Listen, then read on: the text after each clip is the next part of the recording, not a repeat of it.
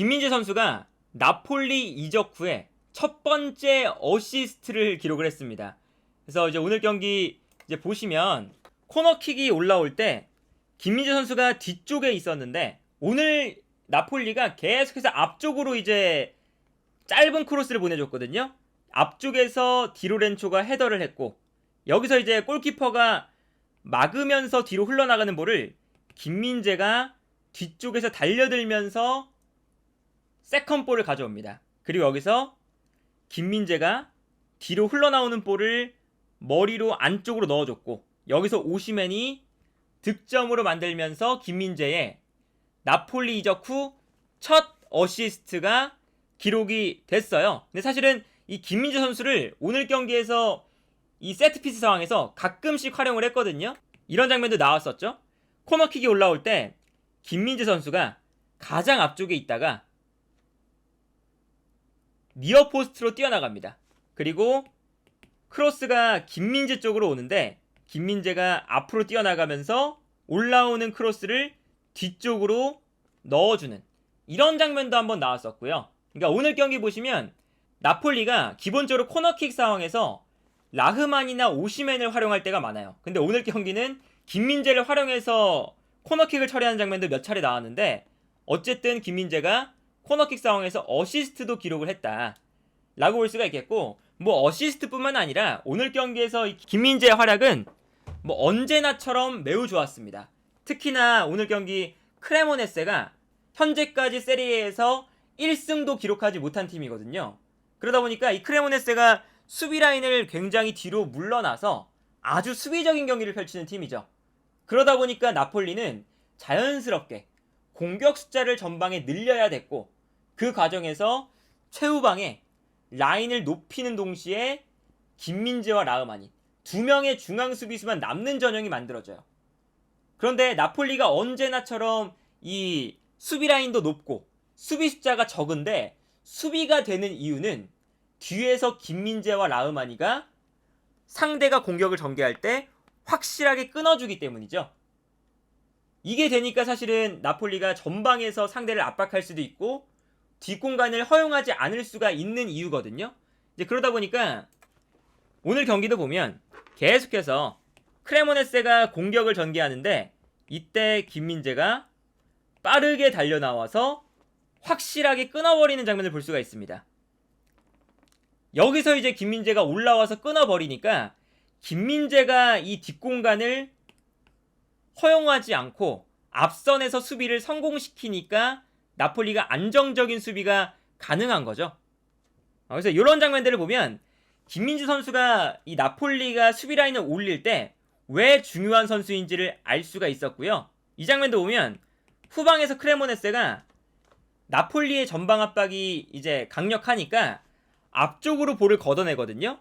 그래서 앞쪽으로 공격수들에게 볼을 뿌려놓고 앞쪽에서 단순하게 공격을 가져가려고 하는데 롱킥을 뿌려줬을 때 김민재가 빠르게 올라와서 제공권 싸움을 해주고 이 제공권 싸움에서 이기니까 다시 나폴리의 볼 소유가 되는 것을 볼 수가 있었습니다.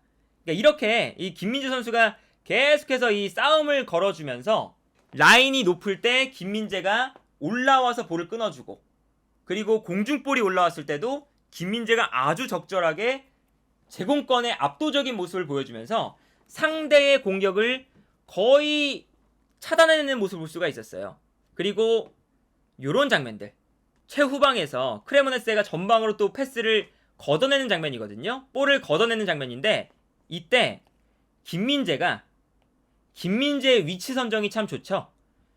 상대 공격수와 몸싸움을 하지 않고 볼이 떨어지는 위치로 빠르게 움직여서 미리 볼을 끊어내버리는 장면을 볼 수가 있습니다. 이제 그러다 보니까 김민재 선수가 오늘 경기에서 이 앞선에 있는 아페나기안과 몸싸움을 거의 하지 않고도 미리 볼을 끊어내서 나폴리의 볼 소유가 되는 모습들을 자주 볼 수가 있었죠. 뭐 이런 장면도 마찬가지죠. 이 장면도 크레모네세가 볼을 전개하는데 이때 김민재가 공격수는 전방으로 뛰어가고 있는데 김민재는 패스 루트를 파악하고 앞으로 잘라 나오면서 크레모네스의 패스를 끊어내는 모습을 볼 수가 있습니다. 이런 것처럼 김민재 선수는 기본적으로 예측 능력이 매우 뛰어난 선수라서 상대가 공격을 전개할 때 미리 위치 선정을 하고 떨어지는 볼의 위치를 파악을 해서 상대 공격수와 몸싸움을 하지 않고도 안정적으로 볼을 끊어낸다는 게 김민재 선수의 가장 큰 강점이다. 그래서 오늘 경기도 정말 안정적인 수비를 보여줬다고 볼 수가 있겠고, 반면에 이 나폴리가 오늘 경기에서 참 대단한 부분은 어떤 게 있냐면, 나폴리는 여러 가지 공격 패턴을 잘 사용할 수 있는 팀입니다. 유연한 공격 패턴, 그리고 직선적인 공격 패턴, 볼을 점유할 때도 있고 단순하게 오시맨을 향해서 단순하게 붙여주는 축구도 잘하고요. 여러 가지 패턴을 나폴리는 가진 팀인데, 오늘 경기 보시면 아무래도 크레모네세가 수비 라인을 많이 내려서 단단한 수비 전형을 만들거든요. 이 수비 전형을 어떻게 무너뜨리느냐가 나폴리의 가장 중요한 포인트 중 하나였는데, 예를 들면 이런 장면에서 나폴리의 움직임을 보시면요, 로사노가 측면에 있다가 지엘린스키가 안쪽으로 들어오니까 상대 수비를 끌고 움직입니다. 이때 로사노는 측면에 있다가 지엘린스키가 안쪽으로 상대 수비를 끌고 들어오면서 발생하는 공간으로 돌아뛰기 시작하죠. 그리고 이 다음 장면을 보면 로사노가 뛰어들어가는 공간으로 패스가 들어가면서 순간적으로 상대 수비 라인의 공간을 공략하는 모습을 볼 수가 있어요. 그리고 여기서도 로사노가 그냥 볼을 받는 게 아니라 볼을 받을 때 다시 지엘린스키가 안쪽으로 들어오니까 지엘린스키에게 리턴을 내주는 모습을 볼 수가 있었죠. 그러니까 이런 것처럼 기본적으로 이 나폴리의 축구가 매우 유연해요. 계속해서 스위칭이 일어나고 선수가 한 자리에 머무르지 않고 움직여주면 상대 수비가 끌려 나올 때 그 공간으로 침투해 들어가고, 정말 유연한 플레이들이 많이 나오거든요. 그런데 이러한 유연한 플레이도 나폴리의 강점이지만 상황에 따라서는 정말 단순하게, 특히나 이 앞쪽에 있는 오시맨에게 그냥 한 번에 볼을 붙여놓는 것도 나폴리의 위협적인 공격을 만들어낼 때가 많습니다. 그래서 직선적인 축구도 나폴리가 정말 잘하거든요. 오늘 특히나 그런 장면들이 많이 나왔죠. 이 장면을 보시면 나폴리가 어렵게 가지 않습니다. 후방에서 마리오 후이가 앞쪽으로 그냥 볼을 걷어냈을 때 오시맨이 뛰어들어가는 공간을 향해서 마리오 후이의 패스가 들어가거든요.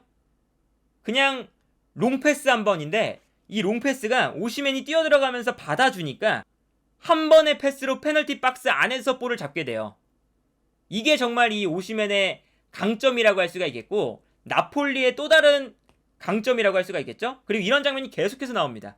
이 장면도 비슷해요.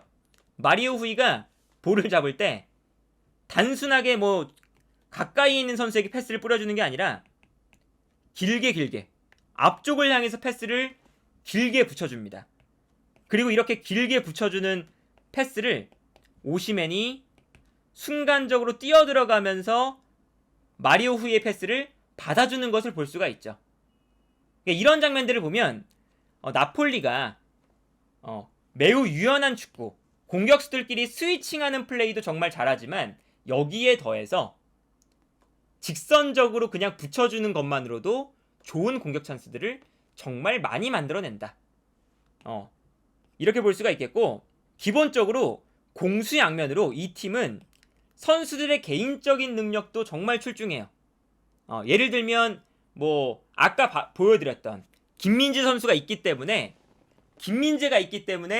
라인을 높였을 때 상대가 역습으로 나오면 김민재가 이 뒷공간을 분명히 넓게 형성하고 있는데 바로바로 끊어버린다 라는 것도 있고, 앞쪽으로 붙여줬을 때 오시맨이 단순하게 붙여줘도 득점을 만들거나 볼을 소유해낸다 라는 것도 있고, 흐비차가 측면에서 볼을 잡았을 때 단독 플레이로 득점을 만들어낸다는 것도 있죠. 그러니까 이 팀은 팀워크도 좋은데 개인적인 능력도 공수양면으로 매우 뛰어난 팀입니다. 그래서 예를 들면 이 장면 보시면 코너킥이 올라올 때 김민재가 골대 앞에 있습니다. 가장 높은 위치에 있죠? 근데 여기서 코너킥이 올라왔는데 크레모네세가 걷어내거든요?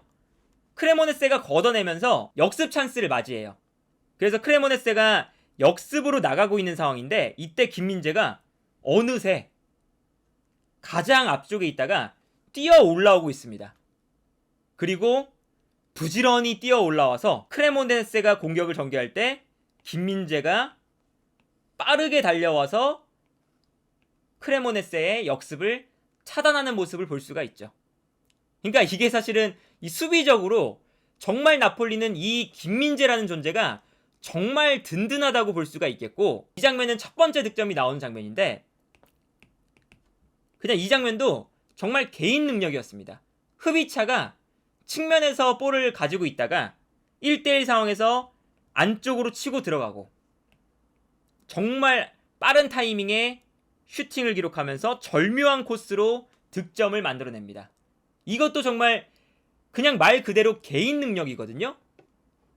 그러니까 공수양면으로 이 나폴리라는 팀은 팀워크도 좋지만 수비 라인에서는 김민재, 공격 라인에서는 오시멘과 흐비차, 미드필더 라인에서는 지엘린스키, 앙기사, 로보트카, 선수 개개인의 능력도 정말 뛰어난 팀이다. 그러니까 이 팀은 한마디로 말하면 아까 말씀드린 것처럼 직선적인 축구도 가능하고 스위칭을 하면서 볼을 주고받는 만들어가는 플레이도 가능하고 역습도 가능하고 지공도 가능하고 선수의 개인적인 능력도 좋고 팀워크도 좋고 지금 이 유럽 전체에서 가장 좋은 그리고 가장 뛰어난 축구를 보여주는 팀이라고 할 수가 있겠고요. 마지막 득점도 보세요. 마지막 득점 장면은 개인 능력과 팀워크가 모두 합쳐진 장면입니다. 이 장면 보시면요, 엘마스가 중원에 있는데 로사노가 측면으로 빠져주면서 수비수를 끌고 나옵니다. 그리고 오시멘은 안쪽으로 들어가면서 수비수를 안쪽으로 끌고 가요. 그러다 보니까 당연히 중원에 공간이 생기죠. 이때 엘마스가 안쪽으로 뛰어들어가고 이 뛰어들어가는 엘마스를 향해서 정말 좋은 패스가 한번 들어가죠. 그리고 여기서 엘마스가 패스를 받아서 마무리도 정말 환상적인 코스로 득점을 마무리하는 것을 볼 수가 있었습니다. 이런 장면을 보면 이제 마지막 득점 장면은 선수들의 팀워크 그리고 선수의 개인적인 능력까지 정말 완벽했던 장면이라고 볼 수가 있거든요. 그러니까 이제 오늘 경기를 보면 크레모네세가 물론 리그에서 꼴찌, 리그에서 이번 시즌에 단 1승도 추가하지 못한 팀이긴 하지만 왜 나폴리가 압도적인 1위를 달리고 있는지, 그리고 압도적인 1위일 뿐만 아니라 지금 유럽 전체에서 가장 기세가 좋고 좋은 팀인지를 알 수가 있는 그런 경기가 아니었나 싶고요. 한 경기 한 경기를 치르면서 김민재 선수가 점점 더 세리에 첫 시즌 만에 스쿠테토를 들어올리는 것에 가까워지고 있다.